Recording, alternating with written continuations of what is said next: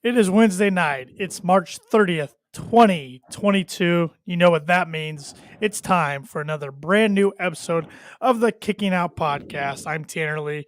My co host, Paul Zartman, is here, ready to rock and roll. Paul, how are you?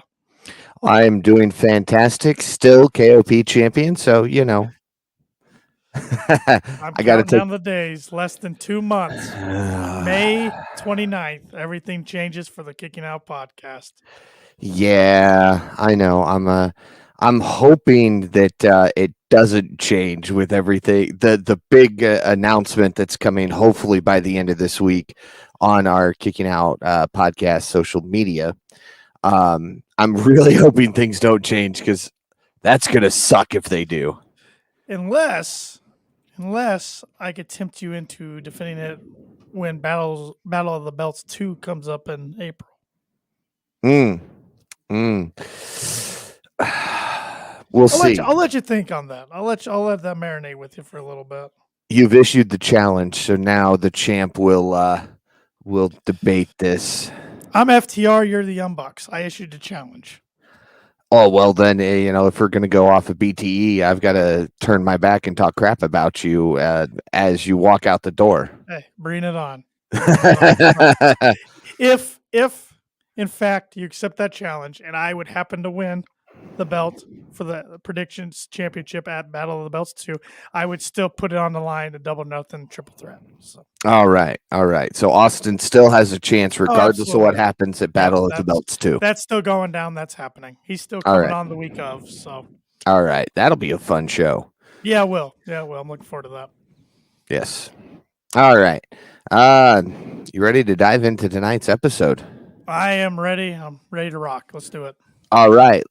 The show starts the same way it always does with JR saying it's Wednesday night. You know what that means. He welcomes on Toni Schiavone and the man in the mask, Excalibur. And we get right into our opening contest of CM Punk versus Max Caster. That was a little bit of a pop.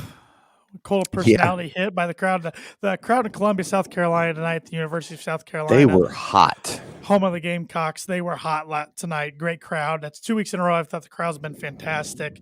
It adds such an element to the show when the crowds are great. I mean, that's a well-known fact for any pro wrestling promotion. But they were hot, and CM Punk's kind of becoming the show starter. He is, and this is... It's nice though, because I mean you get a vet to open the show. He's showcasing young talent, as you know, when he's not in a program, he's working with somebody different each and every week. Yes. And even if which most of the time he wins his matches, he's still helping put that talent over. Yes. Most time he is working with the younger talent. It's kind of random matches, but they're always really good. You know, when CM Punk's on TV, you're going to get a good match. You're going to get a match. The crowd's into it. It's a great way to start the show. So I'm all for it. I'm all for him starting the show.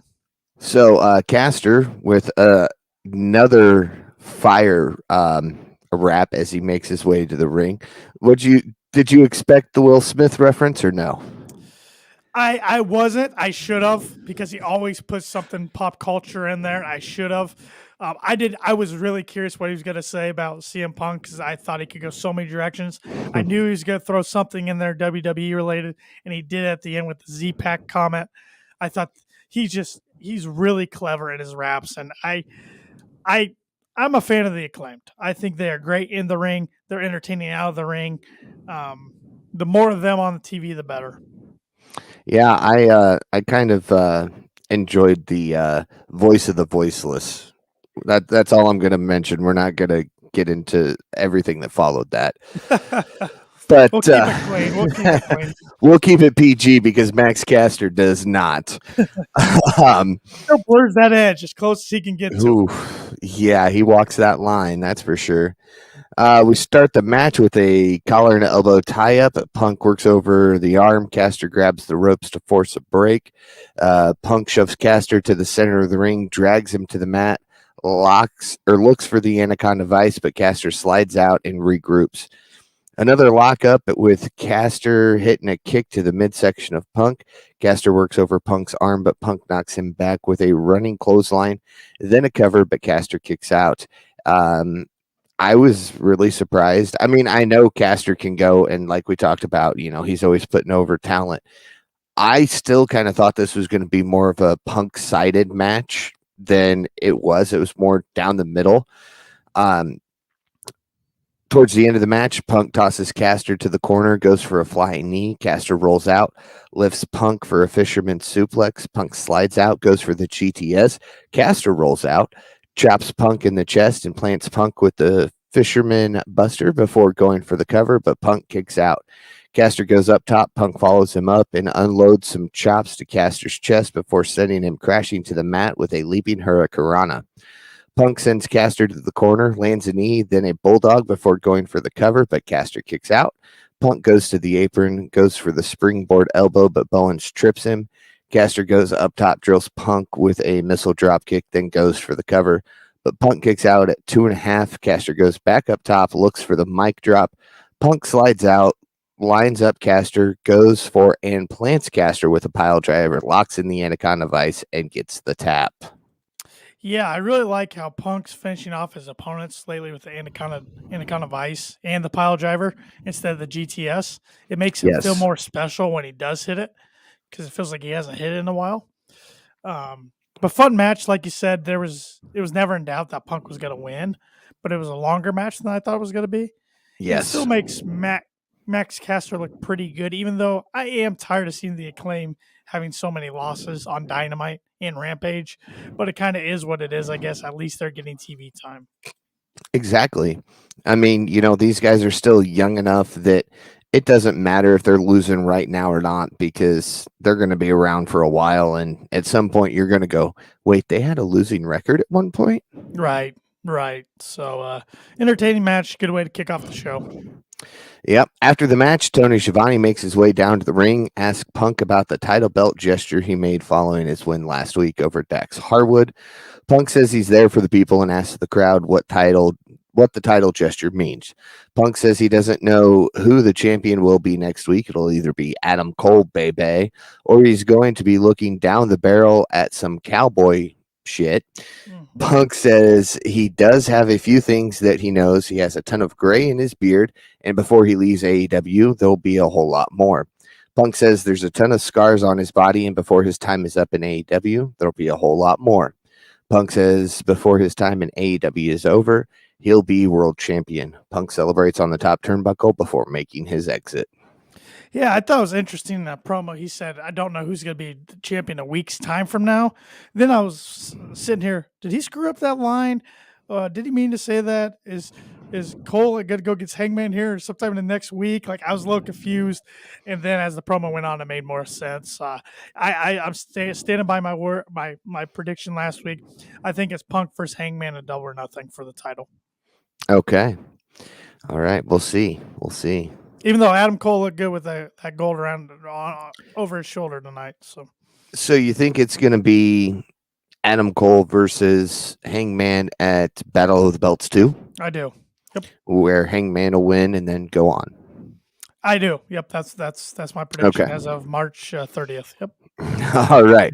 All right. Well, we'll see what happens because if they don't put those two in a match together at Battle for the Belts, I might accept your challenge. I just think I don't know how they can prolong that rivalry clear till Double or Nothing, and that would be a rare case of getting back-to-back or having back-to-back main events or back-to-back world title matches at the pay-per-views be the same. I don't think we've ever seen that before. We saw Moxley Omega at Winter is Coming and then at Revolution 2020 or 2021, but Full Gear was Moxley against Kingston before Winter is Coming. So we've never seen pay-per-view to pay-per-view 2 main events. Or does Punk challenge at Battle for the Belts, lose, and then we see Hangman versus Adam Cole? I would be surprised if that's the direction they go. I just feel like Hangman against Punk, big time in Vegas. That will sell some tickets. Not that they really need to sell any more tickets. I think they're pretty close to a sellout at T-Mobile Arena anyways, but that'll help. Yeah. Next, we cut backstage with MJF, Dax Harwood, and Cash Wheeler alongside Alex Marvez. Alex asks MJF why posters of Wardlow are being put up around the arena. MJF tells Alex not to say Wardlow's name anymore. MJF says the Pinnacle are about to stack up some wins now that the big doof is out of the way.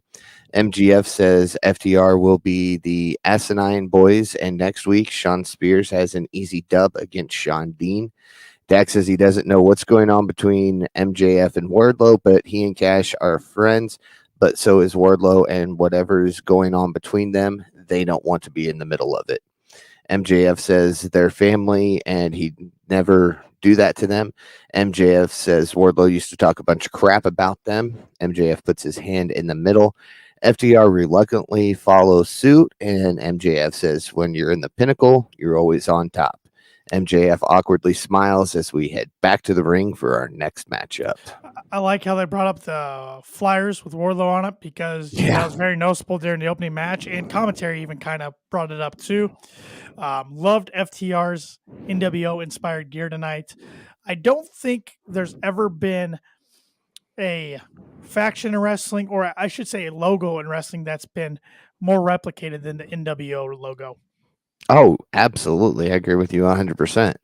I mean, you've got the original NWO, then you've got the Wolf Pack, then you've got Blue World Order, then you've got. Well, I'm even saying and just the list goes on and on. Inspired gear over the years. Yeah. I mean, heck, even on our KOP merch store, I create a theme. It's not identical, but I took the concept of the NWO logo and made a KOP one, so you can buy that if you want to in all different colors. I got black and white, I got red and black, got red and white, so got green and white. If a little got green some and white blue there. on there. Got some blue and white, a little BWO there. So yeah, so I really enjoyed that, and I'm liking the seeds being planted more for FTR face turn. And I did like Max making up that Wardlow used to talk crap behind your guys' back just to make sure FTR is still on his side for a little longer. Yes, at Good least stuff. through the majority of the Wardlow feud. Good stuff. Good stuff. Up next, we've got John Moxley versus Jay Lethal. And I've got a comment that I'll make later on and kind of referencing back to this match. So to start it off, Lethal offers a handshake. Moxley slaps it away, and this one gets underway after a takedown attempt by Lethal. Moxley tosses Lethal out of the ring. Moxley chases. Lethal slides back in the ring. Moxley gets back in, and this kind of goes throughout the whole match. It's just back and forth, back and forth, back and forth. It was a great matchup between these two. As we get towards the end of the match, Moxley lost myself here. Lethal goes up top. Moxley avoids a dive, looks for the paradigm shift, lands a knee, readjusts, and look for it again. But Lethal kicks him back, looks for a lethal injection. Moxley counters with a sleeper hold. Lethal slides out, lands a brainbuster. Lethal goes back up top, drills Moxley with a flying elbow drop, which was a really long distance. And he didn't hit that cleanly. The camera angle was not good on that. He kind of bounced into it. Camera angle was a little misleading on some of the throughout the night on some of the airborne attacks off the turnbuckle. Yes, absolutely. But nonetheless, they count it as landing the flying elbow drop. Right. Goes for a cover. Moxley lifts the shoulder as he kind of rolls at 2.5. Lethal goes for the figure 4. Moxley rolls him up. Lethal kicks out. Moxley plants Lethal with the paradigm shift for the 1, 2, 3. After the match, Moxley offers up his hand to Lethal, who accepts and shakes the former AEW World Champion's hand. Lethal exit. Moxley celebrates as the crowd sings his theme song, and we move into a video package highlighting Marina Shafir. Commentary runs down the rest of tonight's card, and we head to a commercial break. Very, very fun match. Crowd was hot. Crowd loves John Moxley's entrance, like always. Nice back and forth between the crowd with the "Let's go Moxley, let's go Lethal" chant. Jay Lethal's got a strong fan base. I mean, this is a guy who held the ROH title for over 700 days. He's got a big match coming up at Friday's ROH event, that's what I liked. What Toni did tonight was put a lot of people who are going to be on the ROH card on tonight's Dynamite. I thought that was brilliant booking by him. Yeah, there was a point in tonight's match. I don't remember the exact point. It was after Lethal hit one of his moves. I thought he had the 3 count. Moxley kicked out at like 2 3/4, and that was gonna shock me because I really knew there was no way Moxley was gonna lose this match. But very entertaining match. Still made Lethal look strong, and I like how they're using Lethal more on TV now. Oh, absolutely. They need to. They need to use him all the time. Yeah, I mean, he's 10-3, and most of those have come on Darker Elevation. Right. No, it's That time just to get him on TV. yeah. Get him talking like the Macho Man. BTE reference or Yeah. Impact reference? A little bit of both, and the flying elbow tonight. Yes. I wish Yes. I could. I can't get in the mood to do my Macho Man. I feel like I'll beef it if I give it a try tonight, so I'm not gonna give it a try. Maybe next week. I beef it every time, but I know, I'll I still always- give it a try. Ooh, yeah. That's not bad. It's Macho Man. Oh yeah. There you go. Not bad at all. Yeah, I'm better off camera. I'm better off camera when I got a little prep time. But Okay. no, I love Okay. the call outs to Randy Savage. Nick Jackson's doing some of that too, so it's always a good time. Absolutely. You know, we saw an FTR promo tonight earlier, and then I'll get to the other one. I didn't hear any Hart references, any greatest of all time references. But there was one on Danhausen's vlog this week. Okay, see, I haven't watched Danhausen's yet with FTR, so they're definitely leaning into it, even if it's not going to happen. They see the Twitter buzz and they're leaning into it. So, all right. Yeah. All right.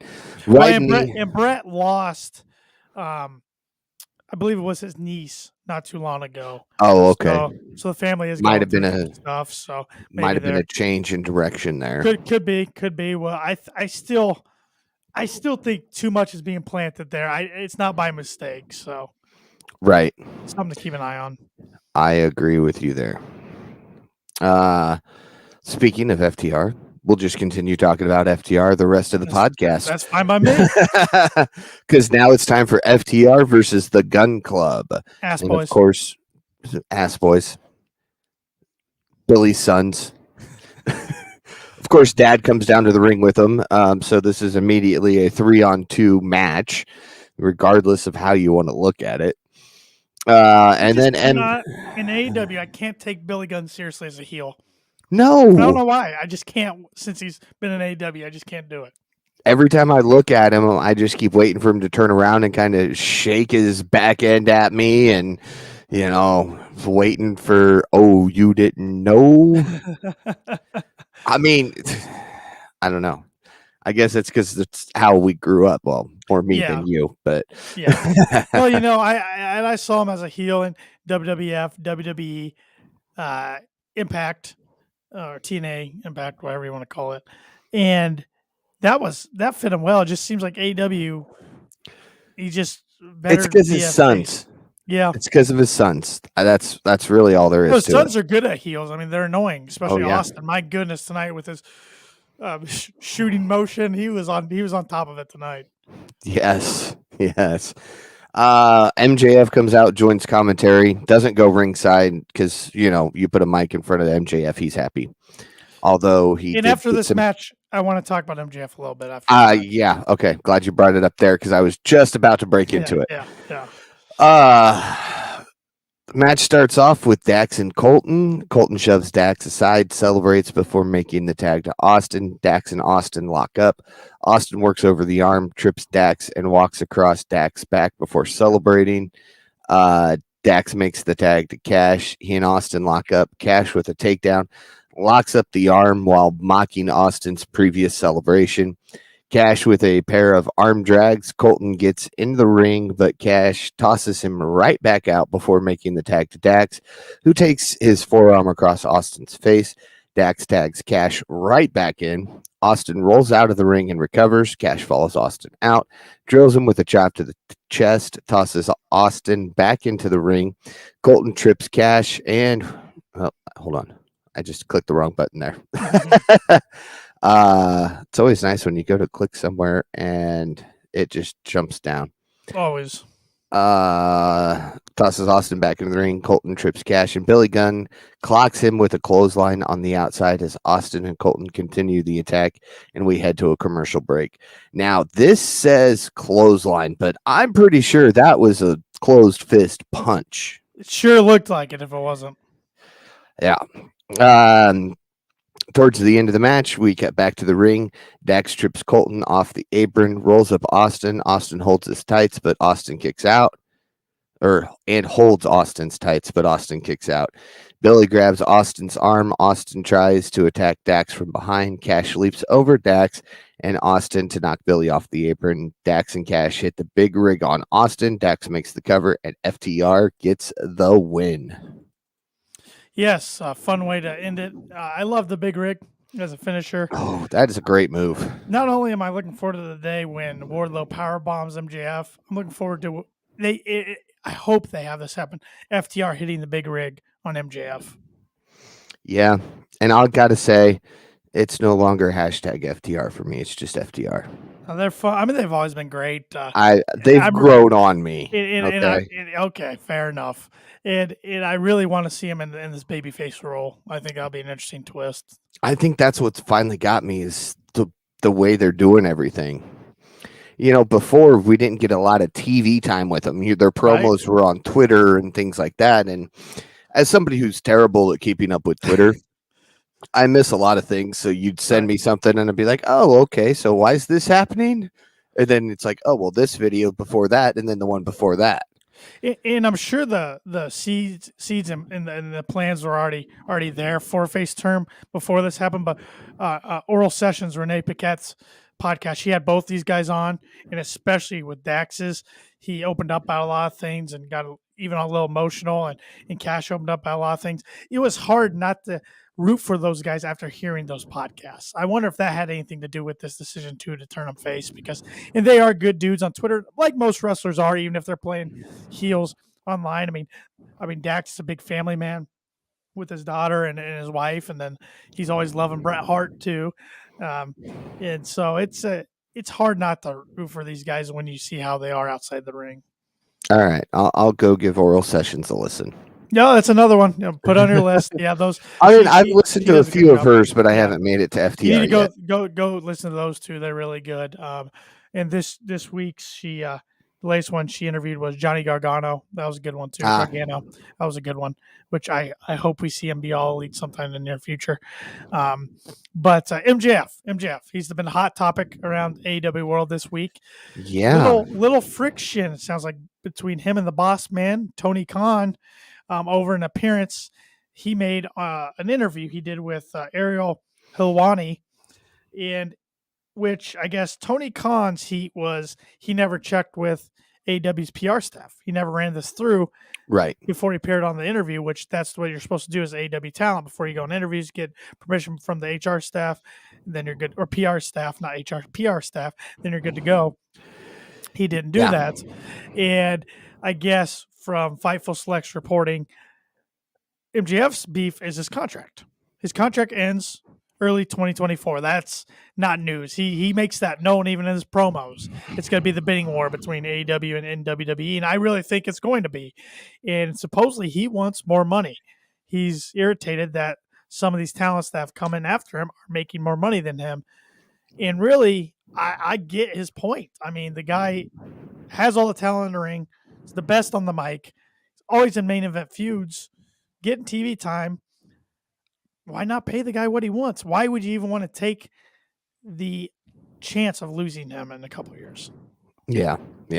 You already lost one big star. even though supposedly now it's being reported he got the same money from WWE as he was getting offered in his final offer from AEW. So that there's more to it his than money. But MJF sounds like it might come down to money. It does sound like they're back on the same page. They are good friends. So it sounds like they've had another conversation and went over pretty good. But kind of like you and I. Yeah. Yep. So I just think that's your franchise player going forward, and you got to do whatever you can to keep them happy. Yeah. One thing I didn't mention during the match is Wardlow showed Yes, up, yes, in a big way. destroyed some security guards. That table didn't break too well, but hey, the popcorn's on that guy tonight. Yep. And finally, once he gets ringside, there's like, as MJF said, like 15, 20 guys on him. He wasn't breaking free from that, and he gets escorted out, which leads to post match. After FTR wins, MJF gets into the ring to celebrate with FTR. Dex smacks MJF's arm away and is visibly upset about MJF having Wardlow removed. MJF calms them down and hoists their arms in the air before exiting. Then we make our way into a video package for Friday's edition of Rampage, as we will see Powerhouse Hobbs and Keith Lee. Going back to Wardlow, that's one thing they're doing right. Perfect. That build for Wardlow has been fantastic. The build for this feud with MJF's been great. That loss to Scorpio Sky didn't hurt him. I know a lot of people were freaking out, like, how can, even though I think they would have been freaking out also if Scorpio would have lost for different reasons, but they're freaking out how, have Wardlow lose like that, take the pin, blah, blah, blah. That didn't hurt him. It added more to the story. I mean, I'm intrigued to see how he's got to get into the arena every week. How is he got to try to get at MJF? Loving the power bombs. That crowd's hot for Wardlow. I mean, I don't know if there's too many people in AEW more over than Wardlow right now. The crowd wants to see him powerbomb MJF, and when he does, it's going to be great. Yeah, and I'm waiting for Tony to retweet a tweet he made when Wardlow signed up, which is Wardlow is all elite. Yes, because they have taken him off the roster on the website too. Yeah, so if Tony brings that back and puts him back on the roster as all elite, then I think there's your ticket in. Yep, that's a good point. I think we'll get there, but I think it's going to be a few weeks before we do. Yeah, this is definitely a double or nothing match. No way around it. Yeah. I can't wait. And then the FTR stuff was good afterwards. Like you said, more seeds being planted for their face turn. Of course, I don't think Dax said things that the FCC would have approved of, but rarely does. But that was Dax being Dax, and the crowd popped big for the Friday's Rampage match. Keith Lee, Powerhouse Hobbs. Ooh boy, that's gonna be a good one. Yeah, and I'm surprised that Tony's still running Rampage Friday night with ROH Supercard. Well, it was a thing he said. If he could do it over again, he wouldn't have Supercard being on that Friday night. But the tickets were already sold, so he wanted to honor that to the fans and give the fans the best show he could. So he's going to try to put on 2 really good shows, he said. But don't expect that in the future for both of the shows to go against each other.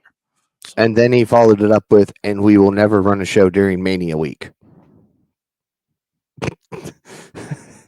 Just cracks me up. Tony cracks me up. Yeah, I mean he doesn't want his talents doing independent shows on Mania weekend, but John Moxley's going to be on GCW this weekend, so exactly he kind of gets a pass. Others don't, so I could see some frustration from some talents there over that, but I also understand where Tony's coming from, so it goes kind of both ways. But yeah, it's going to be a fun Friday night of wrestling. That's for damn sure.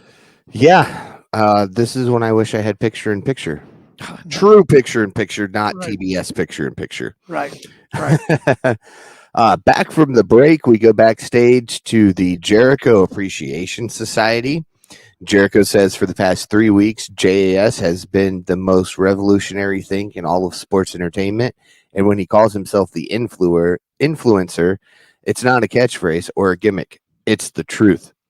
Jericho says everyone wants to be in JAS, but it's not happening. And to anyone who wants to join, they can GFY. Daniel Garcia. It works now that he's a heel. He tried to get that going when he was a baby face a few months ago. That wasn't working at all. So. No. Daniel Garcia references last week to any pro wrestler who thinks they can hang with true sports entertainers.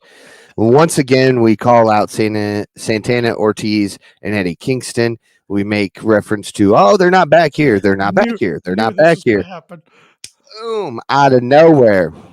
They were back there. Can we call them LAX yet? It's coming. Or are they just still pride and powerful? Yeah, because LAX actually, I think Impact owns that name. Okay. I think I'm not 100% sure, but I got. You can talk about the rest of the segment because I got a theory on what's going to happen next. All right. They brawl throughout the backstage area and back to the ring. Kingston has Jericho in the ring, wallops him with an overhand right. Kingston chases Garcia, holds him down, and Santana drills him with a knee. Hager comes out of nowhere, takes out Santana, Ortiz, and Kingston. JS go on the attack, and Jericho beats down Kingston with a baseball bat. JS celebrates, and we head backstage to Jade Cargill, which we'll get to after this from Tanner. I was surprised that JS went over Kingston and Proud and Powerful tonight. I thought they'd get the upper hand, but since they didn't, it's a numbers game. It's 5-on-3. I think we're going to see two more people join them. I don't know who exactly. Hernandez is a free agent. Maybe they bring him in. Could they bring Homicide in? I mean, maybe. I guess he's done some things with AEW in the past. I don't know exactly who, but I feel like they're going to add two more people, even if it's just for like a one-off to get even with the JAS. Okay. I'm all for that too. Yeah, I think it makes sense. I was surprised they had JAS get the upper hand on tonight. Yeah, I was too. So backstage, we've got Tony Schiavone joined alongside Jade Cargill and Smart Mark Sterling. Mark brings in Leva Bates, who will gladly fight Jade for her 30th win. Leva Bates on TV. I was happy for that. It's been a while. That's nice to see for her, for sure. Yeah. Jade yells at Mark and says her 30th win won't be a joke and tells Leva to leave, to which she obliges. Mark says the other option is Marina Shafar. Jade agrees and says she's going to go take care of her baddie section.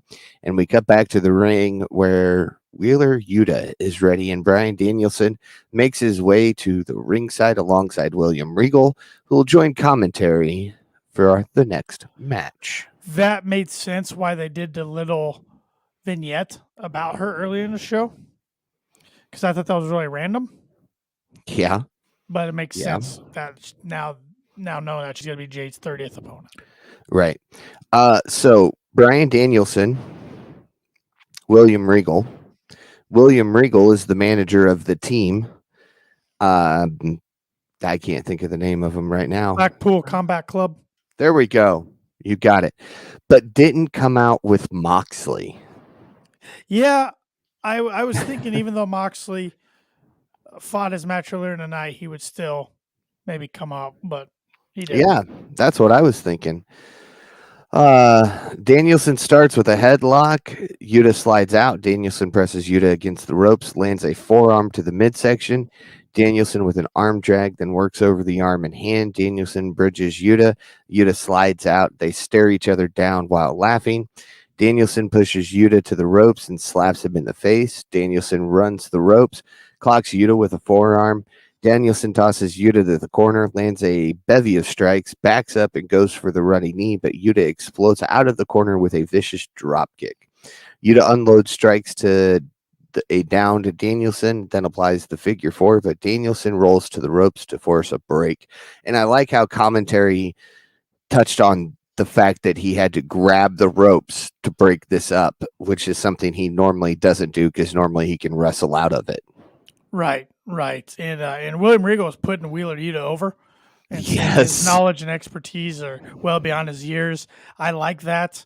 I mean, it's making him look strong even in a loss tonight. And I think he'll be the next member of this combat club eventually.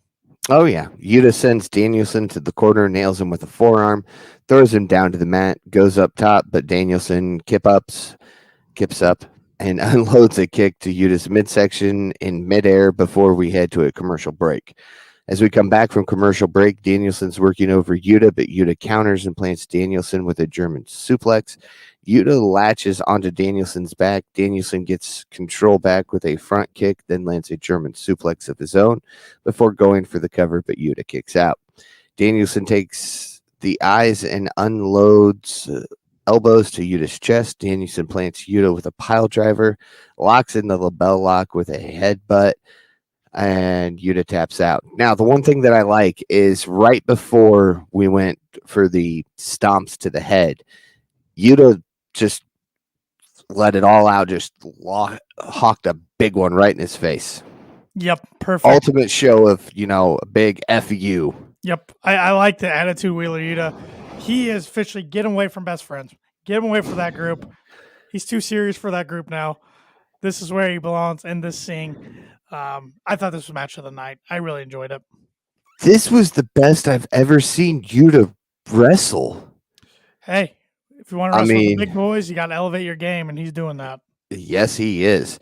After the match, we see a video package highlighting the feud between Darby Allin and Sting against the Andrade family office. And then out comes Adam Cole, Kyle O'Reilly, and Bobby Fish, the Undisputed Elite, as they celebrate their championship titles. Yes, they trademarked that, the Undisputed Elite. So okay, that is their new name. It's better than what was it, the Paragon or whatever that we thought they were going to get called. So yeah, there was enough reference to that. I thought that's where it was going to go, but luckily it didn't. So they cut a nice promo talking about how they took these titles. They didn't steal them. They took them from them, and they are where they belong. Love the nameplates on them. Yeah. Cole says the celebration won't stop tonight, and then AEW World Champion Hangman Adam Page's music hits, and he makes his way down to the ring in a Tesla. Tesla with JBL type bullhorns on it. The millennial cowboy at his finest. I was cracking up. Oh, so was I. Page takes out all three men. They retreat up the entrance ramp before Page can hit the buckshot lariat. Christian Cage, Jungle Boy, and Luchasaurus attack from behind. They all retrieve their titles, and it's announced that we'll hear from the AEW Women's Champion Thunder Rosa after the break. Yeah, good segment here. I think we're going to get Red Dragon versus Lucha Express. I think at Battle of the Belts 2. Mm-hmm. I think that's where we'll get that. That's definitely. I think that's where this whole rivalry's get it in that Battle of the Belts 2 between all these guys, Cole and Heyman included. But good stuff. Do you think? And it didn't really show tonight, but do you think the how do I want to phrase this? You think the steam's kind of wearing off of Luchasaurus a little bit? Yeah. Because all he does in promos is anymore. I don't know. I feel like Jurassic, and they are the world tag champs. I get it. And Christian Cage is with them. I just feel like they were a hotter item at the beginning of AEW than they are now. Now, Jungle Boy as a trio. Yes, in which Marco Stunt, it was announced by Fightful.com today that Fightful Select that he has been told by Christopher Daniels of AEW Talent Relations that his contract will not be renewed coming May when it's up, which he hadn't been on TV since October. So that comes as no shock. It's that time we're going to see a lot of contracts starting to drop off because of budget concerns, full roster, etc. But, it was kind of a cool story. You had the Jungle Boy, who didn't really talk much, and his dinosaur. Yeah, but Jungle Boy's risen his status so much. He's got way better promos. Yes, yes, he has. And Luchasaurus, I feel like, great in the ring, but his character, besides that, just needs something different. Ever since he lost his tail. Take it back to BTE here. That was one of the worst they ever did. But watch the timing. That's where everything went downhill with Luchasaurus. You're right. He stopped doing promos. It was all on Marco at that point in time. Jungle Boy a little bit here and there. And then all of a sudden, all we hear anymore is, Yeah, I don't know. I like watching him work in the ring, but I don't know. If this tag team goes into 2023 for a long period of time, I'll be pretty disappointed. As we come back from break, Tony Schiavone is on the entrance ramp, the man on the street, as he is now being referred to as. and he introduces AEW Women's Champion Thunder Rosa. She makes her way out. Rosa says she's the first ever Mexican born wrestler to become a women's champion in a major promotion. Rosa said when she joined AEW, she fought and clawed her way to be at the top of the women's division in the company, but she wants to be the face of all of women's wrestling. Rosa said every time that she's at the top, bullies try to knock her down. Rosa said she's going to be a foundation in the company, calling out Nyla Rose. Rosa says if she wants to fight, it doesn't matter who she has to wrestle because she wants to wrestle the best in the world, and says wherever Nyla wants to fight, she'll be there. Good promo. That's all I really got to Yes. say about it. Yeah, I was a little taken back. I think there's a few who have held titles in other companies that are Mexican born too, but I could be wrong. So I don't know. I'll have to look into that before I say truth. Yeah, I can't think off the top of my head right now. So too late on a Wednesday night. Yes. We cut backstage to Dax Harwood and Cash Wheeler. Cash says on Friday night they'll become Ring of Honor Tag Team Champions. After that, they'll become the first ever 2-time AEW Tag Team Champions. Dax says they came to AEW to build a reputation and they love professional wrestling too much to wait around and be compliant with being number 2. Dax challenges the Young Bucks to a match to see who really is the greatest tag team in the world. Dax says top guys out, and we head to the ring for our next match. Well, the Young Bucks haven't been secret about wanting to get those AAA titles and head into AAA Triple Mania. Does that not sound right on top of my head? I don't know. They want to head into that event later this year as the tag champs, and they're well aware of who has those tag belts in FTR. But yes, I've wanted this second match to happen since we saw the first one at Full Gear 2020. Full Gear 2020. And this one, let's do it in front of a packed house. Let's tear the house down. Yes. I am ready for it. Up next is an Owen Hart Foundation tournament qualifying match where Bunny makes her way to the ring once again to family office music. I'm just going to cut it short and call it family office music. And her music doesn't even fully cut off before we find out her surprise opponent is none other than Toni Storm. Yes, I thought that's probably who it was going to be. There was a lot of rumors and innuendo going around that was going to be her. Crowd pop big time. She's got it all. She's total package. She's got the look. She's got the in-ring skill. How WWE let her go, screwed her up at only the young age of 26 just baffles me. She got emotional when she realized how loud that crowd was. Well, and I don't blame her. You know, a lot of these talents that are coming over from WWE who have got cut, they've went through 90 days of sitting at home, dreaming about their debut in AEW, thinking about how it's going to go over.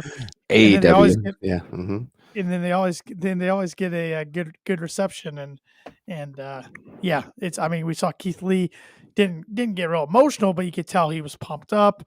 I mean, a lot of the people that come in, you can just tell they're like, "Wow, this is the place to be." Yeah, a lot of back and forth action in this match. It came out exactly like I knew it was going to. Toni Storm with the win, qualifying as the first woman in the Owen Hart Foundation tournament. Yeah. Great signing. I mean, there's so many awesome match combinations they can do with her. Hopefully their booking of the women's division definitely needs to improve. Yes. It doesn't, but I like the strong roster additions they've been adding lately.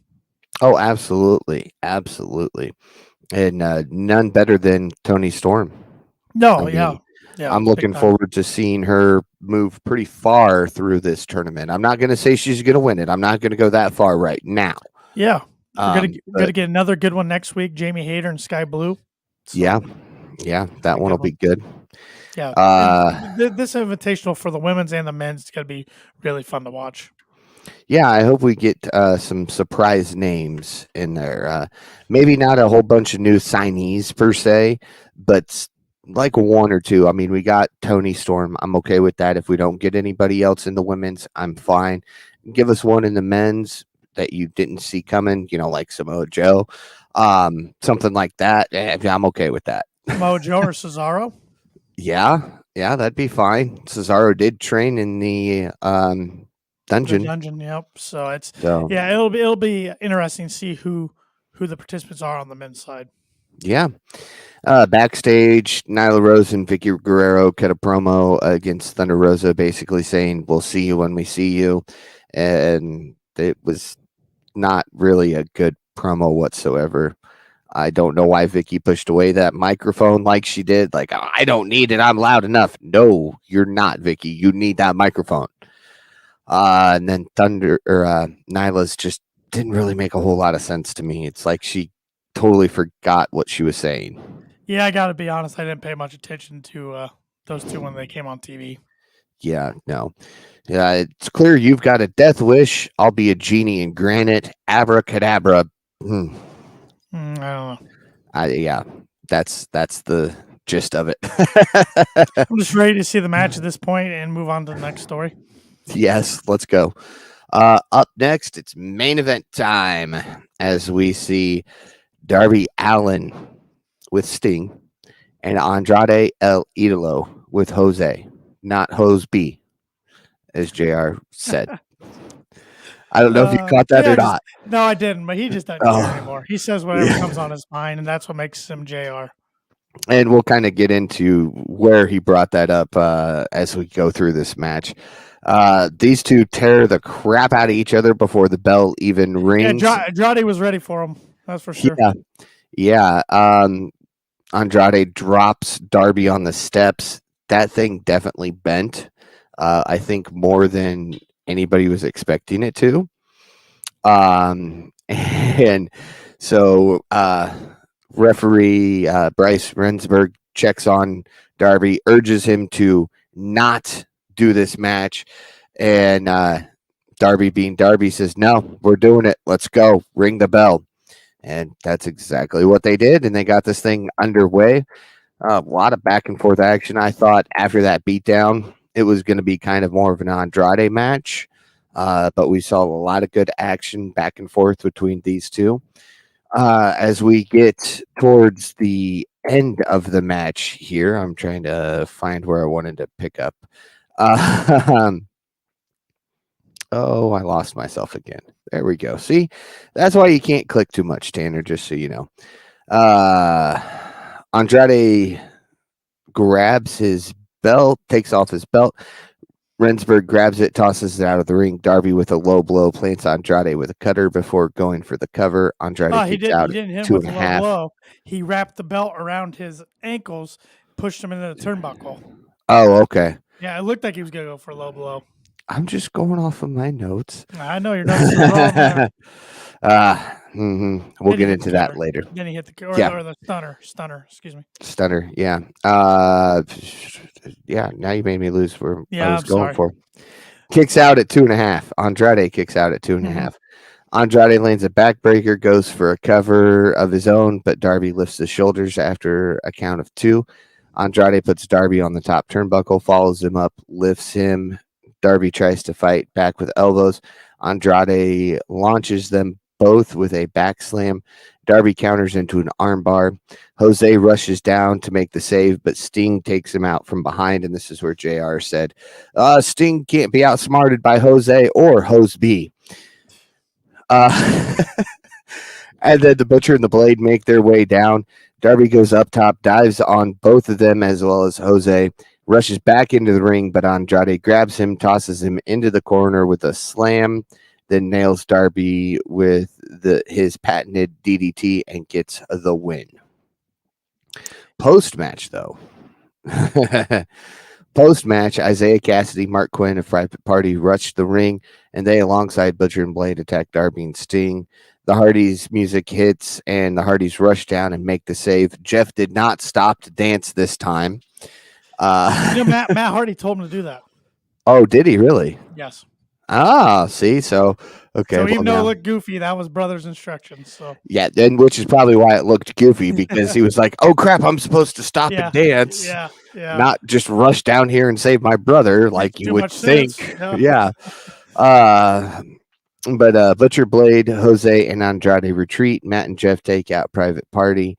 Both teams argue from afar as the show goes off the air, as we will see Butcher and the Blade take on the Hardys in a tables match That's gonna be after fun. last week's death-defying jump off the window ledge. And there was a table in the ring tonight, but Jeff Hardy pushed it out of the way. I thought they were going to set it up and somebody's going to go I through it, but he pushed him out of the way so nobody ran into it. Yeah, I was kind of hoping so, but Matt kind of looked hesitant there for a second, so I Yeah. don't know if that had something to do with it or not. Good match though. I like Andrade getting the win and him, not playing by the rules to get it. He needed a good win like this because he hadn't had really a big win in the company since they brought him in. And Right. Darby doesn't get too many losses, but this doesn't hurt him because he lost, via cheating. And then his buddies came in for the save afterwards, right when the Hardy brothers, I'm going to call them not Hardy boys, Hardy brothers music hit. Place went bananas like they have been everywhere. Guys are still as over as they were in the early 2000s, and fun way to end the show. Absolutely fun way to end the show. So let me ask you. I mean, you kind of already hinted at it, but your match of the night. My match tonight was Brian Danielson and Wheeler Yuta.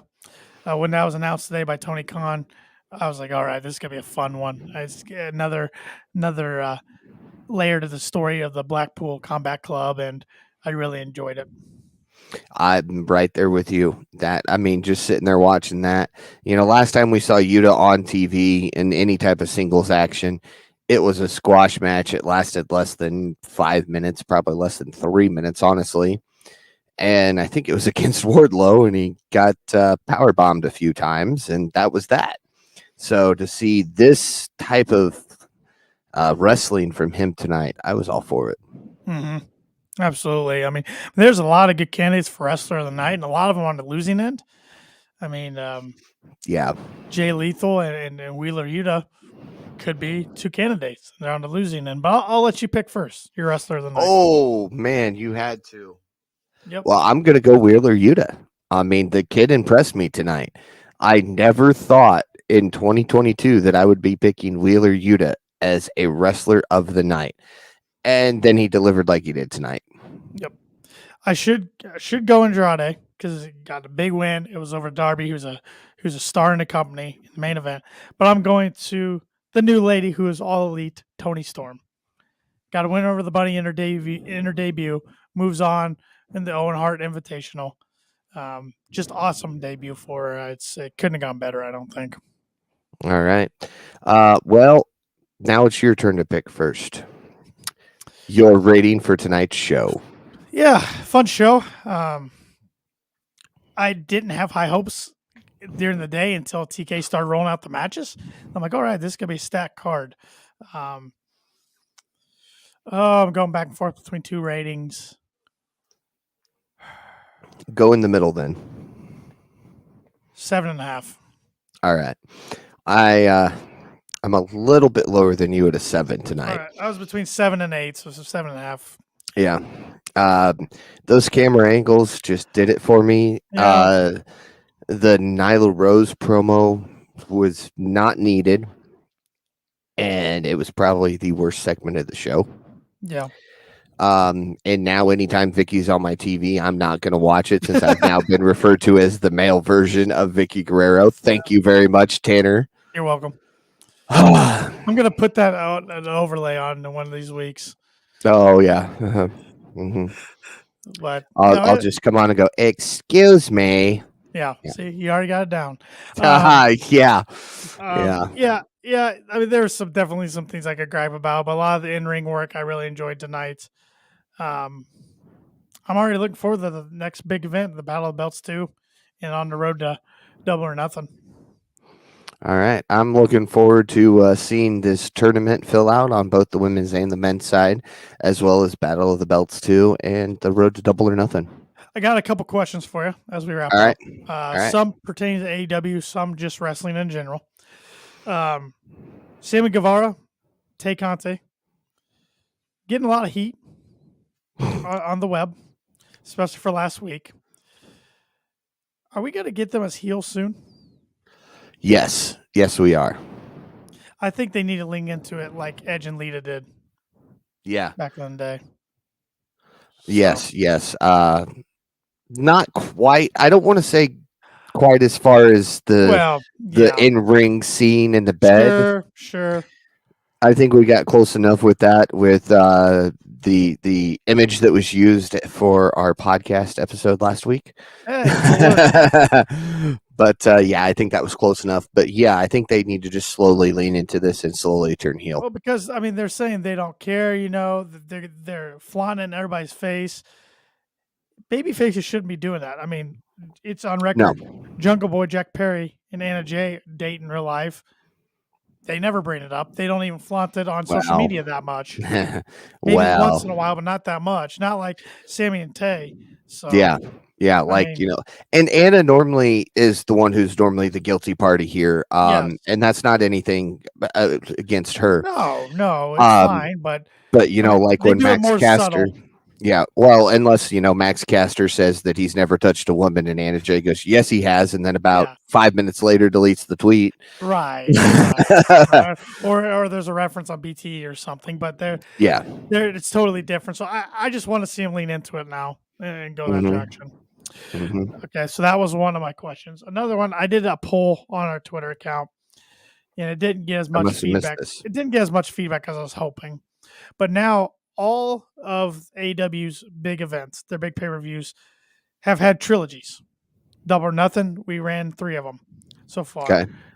Full Gear 3, or all Out 3 of them, Full Gear 3 of them, and now Revolution 3 of them. Which trilogy in your opinion has been the best?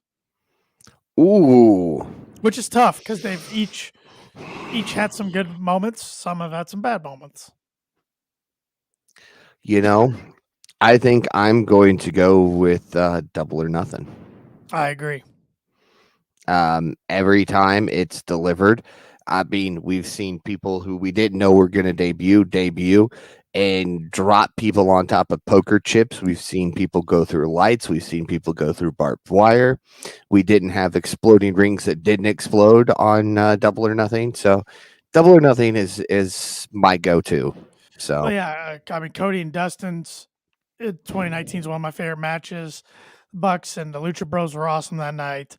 Mox debuting again after the Jericho and Omega main event. Then in 2020, during the pandemic, we get the first Stadium Stampede.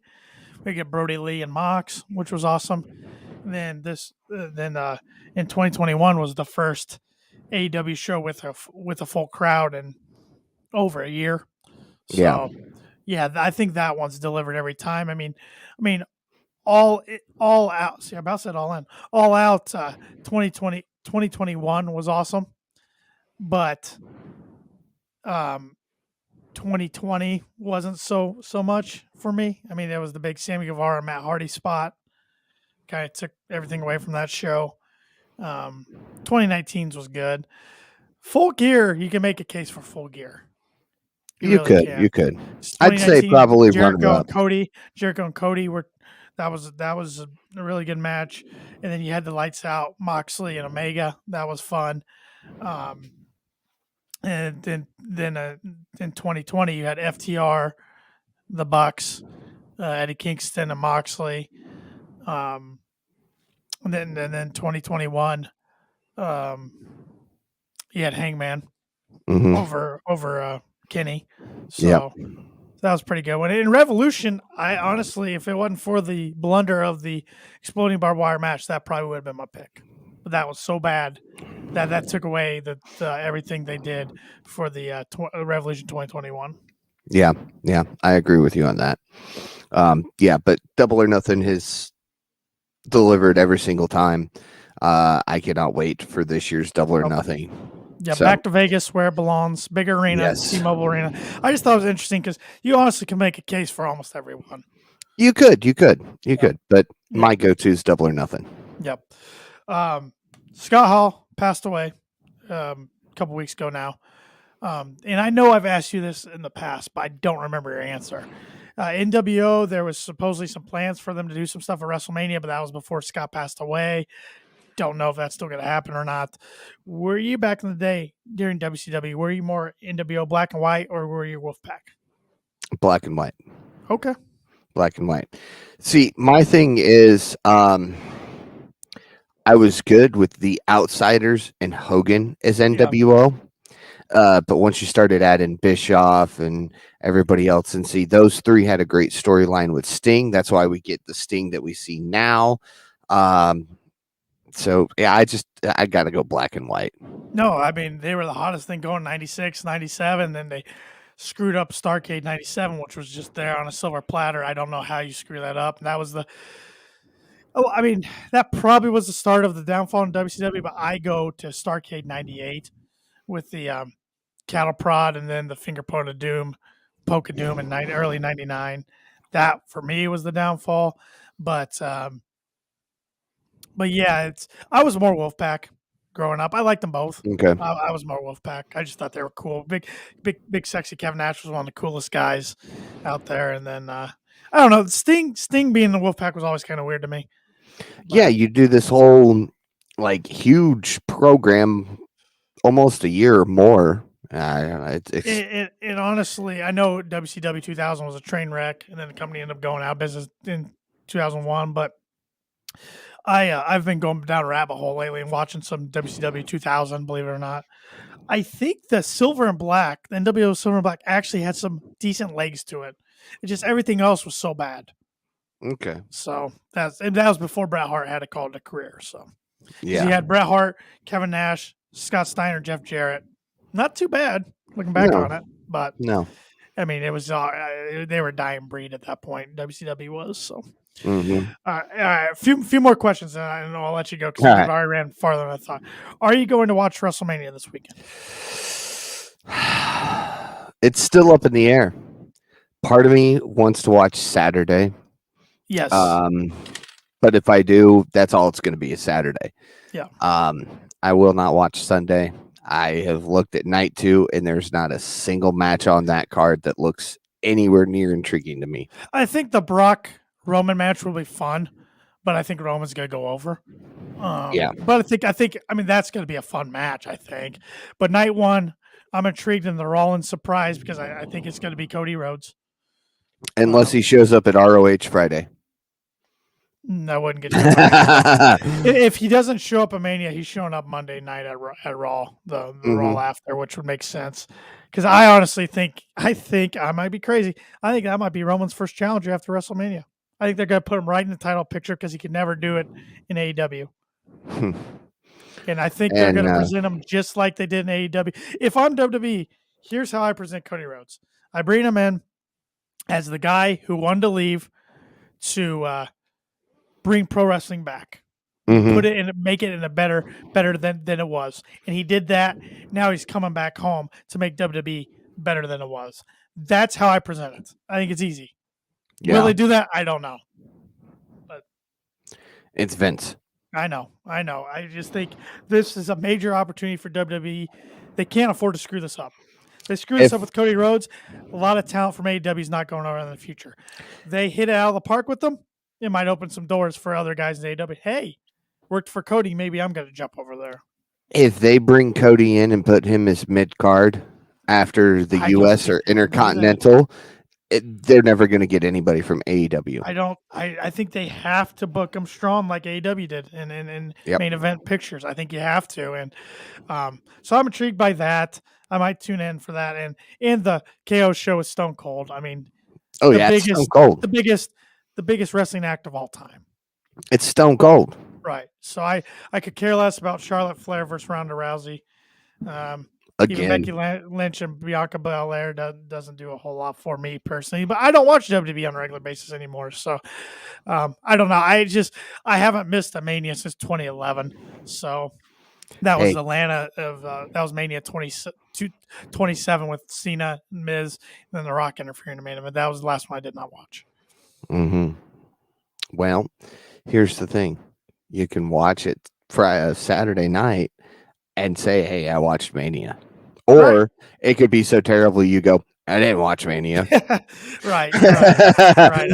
I'm more looking forward to the ROH show on Friday, to be honest. Oh yeah, me too. But one more question. Speaking of Mania, what is your favorite all-time WrestleMania match, Ooh, that's rough. or some matches? I guess. Man, you're shooting Well, from the hip tonight. I mean, let's throw out the one that's seems to be the common answer from a lot of people. WrestleMania 25, Shawn Michaels Undertaker, first time.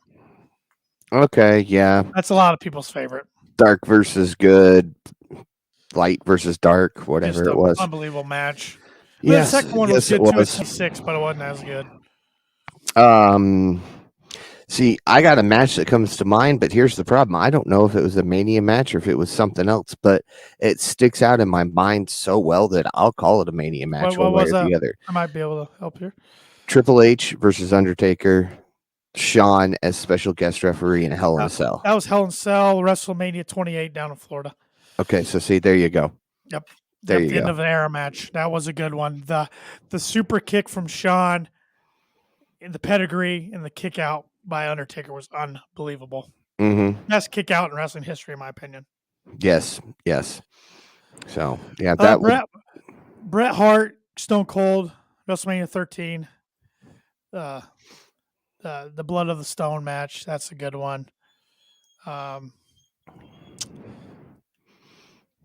Stone Cold and The Rock, 17 was a good one. Even 19 I enjoyed. Yeah. I'll tell you, one main event WrestleMania that I did not think was going to be good, and it was one of the best, was the triple threat at 20. Shawn Michaels, Chris Benoit, and Triple H. Okay. I did not think that was going to be good. That was a pretty good match. Yeah. Yeah. Good. I was a big Randy Orton fan growing up. Still like Randy Orton. Still think he's one of the best talents there is. But WrestleMania 21, him and The Undertaker, I've always enjoyed that match a lot. I thought that was a really underrated match.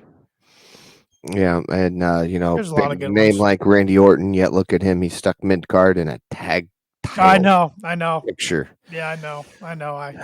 That's what concerns me with Cody going back. They won't do. Got a name like Randy. I mean, I think Randy will have one more big title run in him at some point, but he's getting up there. Yeah, I keep thinking that, and then they just switch gears as they start putting him in that picture. So there have been WrestleMania 30. I mean, the Brock and Undertaker, Daniel Bryan, the whole storyline that night was fun. One match they really screwed up, I thought, was a couple of years ago. I don't remember which WrestleMania it was off the top of my head. AJ Styles and Shinsuke Nakamura. That should have been a knock it out of the park match, and it underdelivered so dang bad. So bad. So, yeah. I don't know. It's fun to look back on. It's fun to go back and watch old Manias. That's one thing I do enjoy about the network on Peacock. So, okay. Someday we'll be able to go back and watch all Double or Nothings and All Outs and Full Gears and Revolutions and enjoy those too. ROHs and the whole library. That'll be fun. I'm looking forward to doing that someday. Me too. Well, Tanner, any final thoughts for tonight's episode? No, I think I've talked enough. Tonight's episode was fun. Looking forward to Rampage Friday night. Looking forward to ROH Friday night. Sounds like Jonathan Gresham's going to be signing a contract with AEW/ROH, so that's going to be fun. He's going to be in the main event. Tony Khan's kind of teased something big for the end of the show, so we'll have to check that out. Briscoes versus FTR is going to be fun. Been waiting for that for months. There'll be a lot of good stuff going on. Dynamite should be good next week. So great time to be a pro wrestling fan. That's what, even if you're a WWE fan, hey, that's okay. Watch what you want to watch. There's so many entertaining promotions putting on shows this weekend. Have a ball. Watch what you like. Let's just enjoy pro wrestling. Absolutely. I agree with you 100%. Go enjoy what you enjoy. This is your wrestling weekend. I don't care what promotion you're with. Like you said, go watch wrestling. It's everywhere this weekend. So with that, be sure to follow Kicking Out Podcast on all social media at Kicking Out Pod. Don't forget to check out our 2 different merch stores. We got our Pro Wrestling Tee store, which has some very special edition shirts up there. Exclusive? Can we say exclusive? Yeah, we'll go exclusive. I couldn't think of that word at the time. And then, of course, we've got our KOP merchandise store, which can be found in the link of or the bio of all of our social media accounts. And don't forget, And use promo code MADNESS. there we go. MADNESS, all caps, for free shipping through. Oh, I don't remember the date off the top. It's the middle of April. I don't remember the date off the top of my head. Is it the 13th? 13th or 15th? That sounds right. I do not know off the top of my head, but free shipping on any order. So. All right, there you go. And be sure to follow Tanner Lee on all social media at TannerLee92. Be sure to follow the best KOP predictions champion in history on all social media. That's me at Paul Zartman921. And for Tanner Lee, I'm Paul Zartman. Join us again next week as we kick out yet another podcast.